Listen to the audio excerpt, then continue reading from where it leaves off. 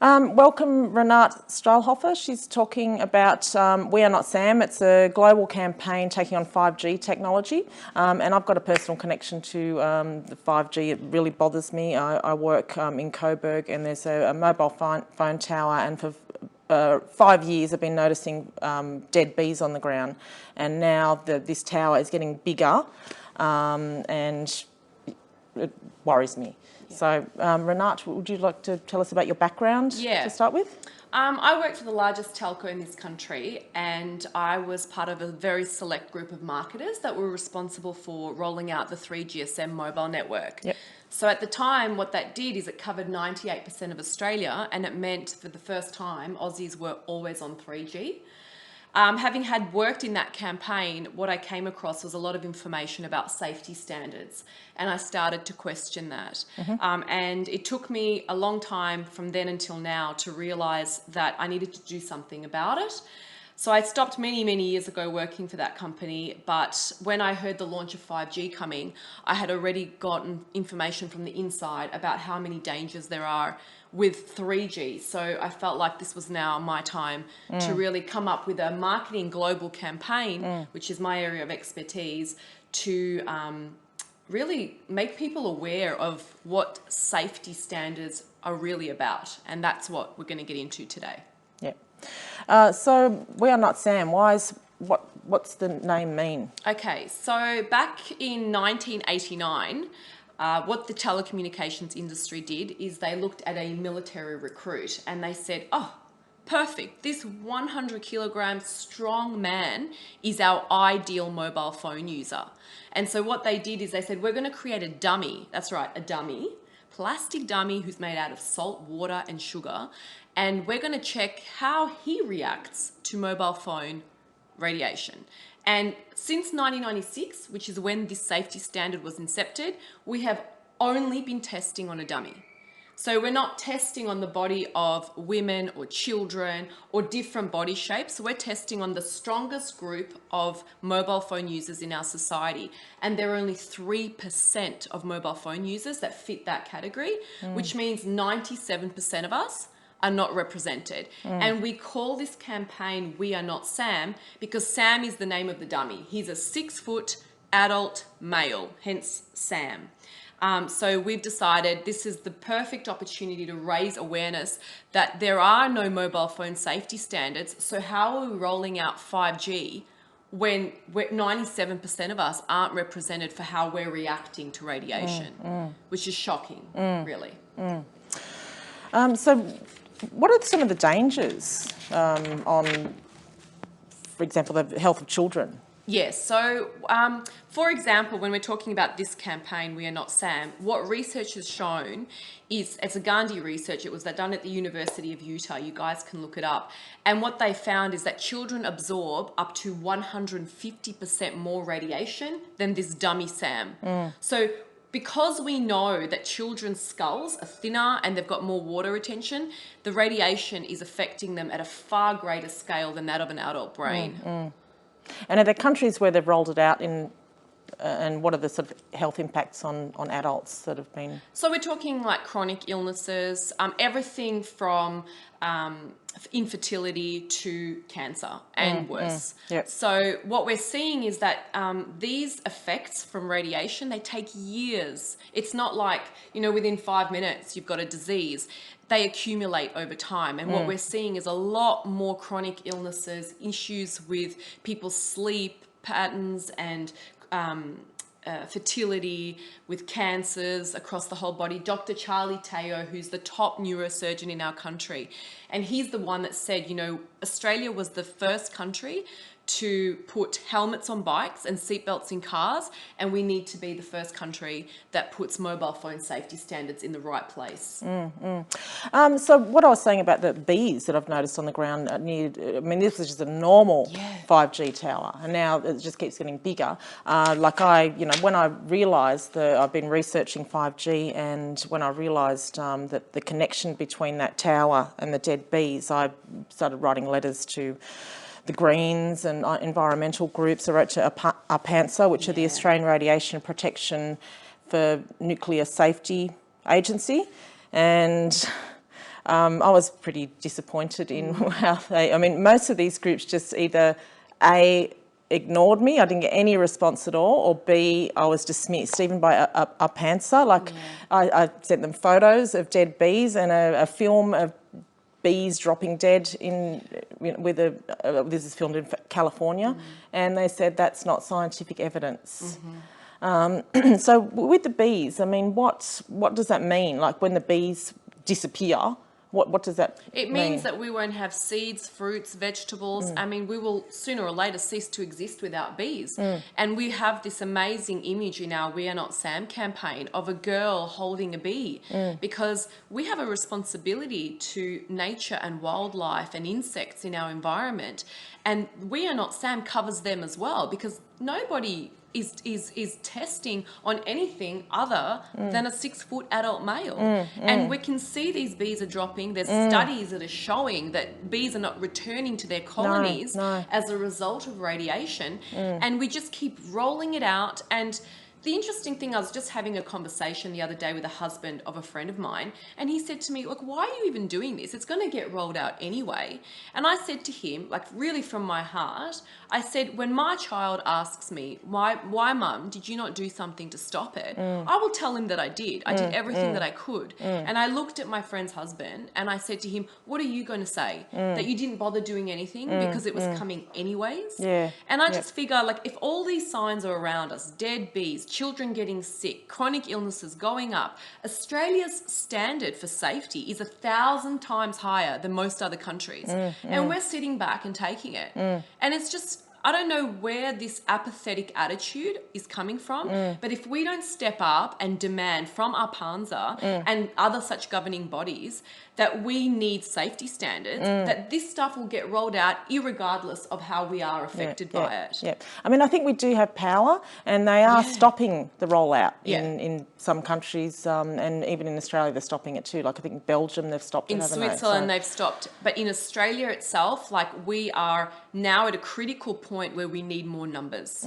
We are really at a critical point because it's just getting rolled out, and it's harder to take down a 5G installation than it is to stop one from coming in the first place. When I was writing to, I mean, I wrote to Telstra also, and they denied that they were rolling out 5G. They just, when we know they're rolling it out, I mean, these towers are just getting bigger. We know that they're 5G towers.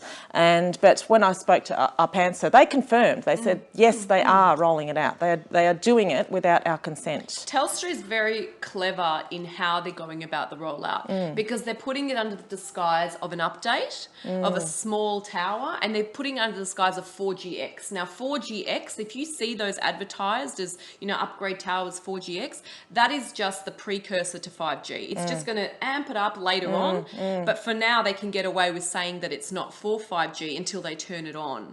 But it is. I mean, any update that you're seeing in your area is being updated for 5G, because Australia wants 5G by 2020. I mean, we're the guinea pigs for this, really. I mean, they're selling it as faster movie downloads. I mean, it's almost like, do we really need that? No. I mean, 60 movies in a minute or my health, pick. Yeah. It's really a simple decision, really. Yeah. I mean, I was watching a documentary last night, and they're saying that it'll be 868 megahertz, which is, you know, military experts are describing this as microwave warfare. That's what that level of radiation is being used for in the military. So what is? Do you know what the radiation level is now? I can't tell you exact numbers, but what I can tell you about 5G is that you're absolutely right. It is millimetre wave radiation, and the way that they advertise it and explain it, I mean, let me explain the difference. A microwave is sealed and covered so that you're protected. When you're putting millimetre wave radiation and it's outside everywhere and there's no protection, I mean, it's just a ridiculous metaphor, isn't it? Because who would want to be in a microwave 24/7? It's just, and people don't connect the dots. It's yeah, it's a bit frustrating. Yeah. So is there anything else you want to tell us about I mean, how can people get involved, for instance? I wanted just to touch on our Panzer for a second, Yep. because I don't want them to get off the hook that easy. No. There are a lot of pin-up boys for a Panzer. You know, Dr. Ken Karapidis, I think, is the current one. And what they admit themselves is that they are not doctors. They're not trained in as a biochemist to understand the effect of radiation on the body. In fact, our Panzer's website clearly states that they do not give medical advice. So they are a very corrupt governing body because they're taking money from telcos. So you are a compromised governing body that are telling the mainstream media, it's all good, it's within standard, when we know now that standards don't protect 97% of us. So they've admitted themselves that these standards are outdated, but they are fine to roll out 5G and to promote it. And I think that is an app that needs to be, that the light needs to be shone on them, really, in a big way. Yeah, they're really not who they say they not are. They're at a all. front for The telcos. Yeah. So what can people do to stop this? What can you recommend that people do to... We're at a critical point, as I kind of touched on before, which is that we need to demand safety standards. We're not going to sit around and say, you know, we want to stop 5G, because people think that is such a big task, you know, stopping something.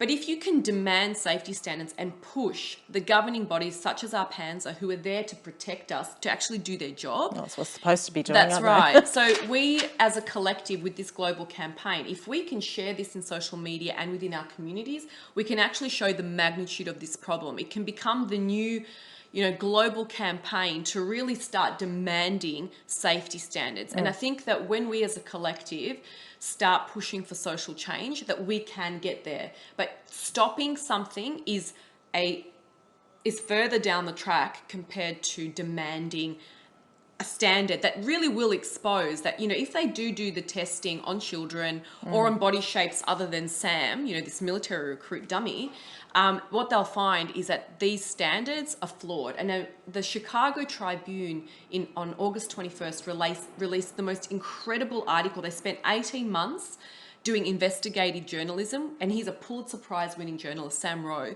And after 18 months of investigative journalists, what he found was that his independent testing on the current mobile phones that we're using are up to 5 times higher than the current shitty standards. So there are basically no governing bodies, no telcos and no manufacturers who are adhering to standards, and we're just rolling out 5G like it doesn't matter. And that's the stuff we need to get. We need to get clear on one message, because there's so many messages around 5G. There's so many angles people take. But if the clear message is to demand safety standards, we can really expose this whole thing and blow it out the water, because that one point alone can make all the house of cards fall. Yeah. Okay, so what platforms are you on that people can We follow? are on Instagram at the moment under hashtag #WeAreNotSam, and we've got our Instagram page, and that is where we've just started promoting all our imagery and all our campaign work, and it's been picked up by some really great influencers, and I think that's where it's going to start leading to. That more influencers are going to get involved and more voices are going to get heard. Is there anything else you'd like to say? I just think that if you want to reach out and get in touch with us, that you should do so, because, you know, we need as many people to really promote this, to get behind this as a movement. Yep. So you can reach out to us on Instagram, and we're going to, you know, give you all the information that you need to really do what you can with this campaign, because we see the campaign as a piece of art, and we need graffiti artists, we need people who have real talent to spread messages to help us and to get on board. Yeah. Now, if people want to sort of get information about 5G and the dangers, are there any sort of documentaries you can recommend, or any websites? Sure. We've got another, I think his name is Stephen Colbert, and he's done a great doco called Dragnet. And that's a really good starting point, I think, for people who want to start getting their information or their heads across the 5G and what that's all about. So anyone that's kind of living near one of these towers, what do you recommend that they do? The first place I would recommend is council.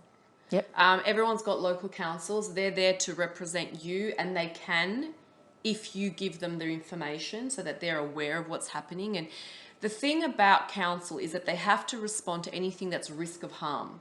So if they're being told that children are having anxiety, for example, or adults in the street, or whatever the reactions are to this tower, they are by law required to respond.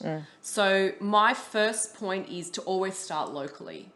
Locally is where you get people to come together as a community to get behind the fact that they don't want that tower installed, or they want a tower to be addressed and taken down.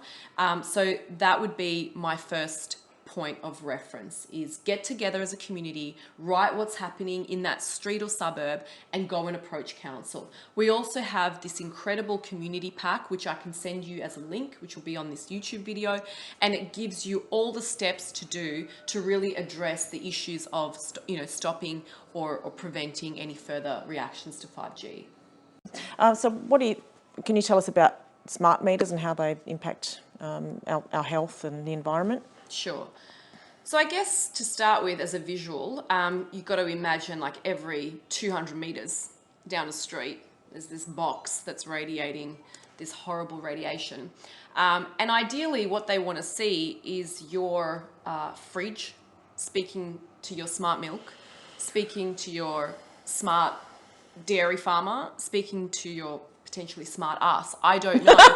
But the idea behind this is that everything is so interconnected that they know so much about everything that you use and everything that you do, that that's why they call it the Internet of Things. They need the setup of 5G and smart meters to really have the information of everything that you do when you do it, so that that smart device can think for you before you get a chance to think for yourself. It's really that crazy. And what about the effects on wildlife and trees and plants? Like what's the effect of... The thing that breaks my heart is that in order for 5G to really work and spread the way they want it to spread, a lot of trees are going to need to be cut down, because trees get in the way, and they're designed to, support us as humans. They give us oxygen. But for a 5G, we're going to see streets of cut trees because it's in the way of 5G towers and meters. And I should also point out a very scary fact. One of the reasons they want to remove trees as well is because it's one way that people will automatically see the effects of radiation, because we're seeing leaves, where the towers are, going through the trees where they're not growing, or they're, they're falling apart. And they don't want people to see that. So on one level, it's blocking. On another level, it's too confronting.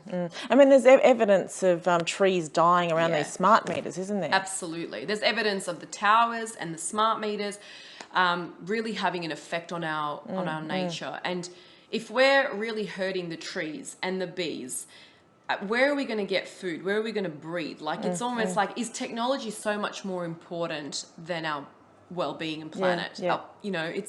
It's come to a point where ignorance is a choice now. If you decide to play the ignorant card, it's a choice, because there's too much information available for you to really understand that this is not a good thing. And these are clowns in the media. Like, let's be very clear that Dr. Carl is an absolute clown. The way he talks, and you can see he even looks like one. He even looks like one.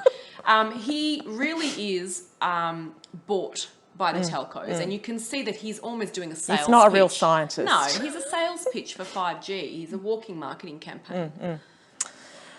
So what about the effects on birds and wildlife? What radiation does is it interferes with their navigation. So just like bees and insects, birds need the natural radiation of the earth to really navigate their way around and to fly. And what this does is it interferes with that. So they lose their navigation, and it's almost like they're not in flow with nature. And so what we have is humans not in flow with nature, and now we have wildlife, insects, animals, plant life also out of flow with their natural. I mean, the bees, as I was explaining before, like in Coburg, I don't see alive bees. I see them dead. So how is it affecting the bees? Does it affect their sort of radar? Yes. That's right. It Yeah. affects their radar. It doesn't allow them to return back to their colonies because Yeah. they're sort of disorientated Yeah. and they don't want to go back to very high level of radiation type environments. So if we want to see, plants become food, Yeah. we're going to have an issue because they're not going to find their way there. Yeah. So there's been thousands of studies done now, like peer-reviewed literature showing adverse health impacts, including cancer, DNA damage, anxiety, headaches. The list goes on. We really can't ignore this anymore. There's over 10,000 studies Yeah. that are proving the health effects Yeah. of what's 3G and 4G. I mean, there's never been a test on 5G. Like, there's never been a single study to say, yep, 5G is safe. They can't even say that in the media, that it's safe. So what are we doing? Rolling something out that's never been tested. Yeah, yeah. And do we really need faster internet? Do we need faster movie downloads? I think our health's much more important. And Yeah. And I think, honestly, if we start thinking that this is a good thing and we're just going to let it go on, we're going to look back on this point in time right now and just do one of those, yeah. Yeah. Well, thank you for taking action. Thanks. It's really good to talk to you. Yeah, you too, Jacqueline.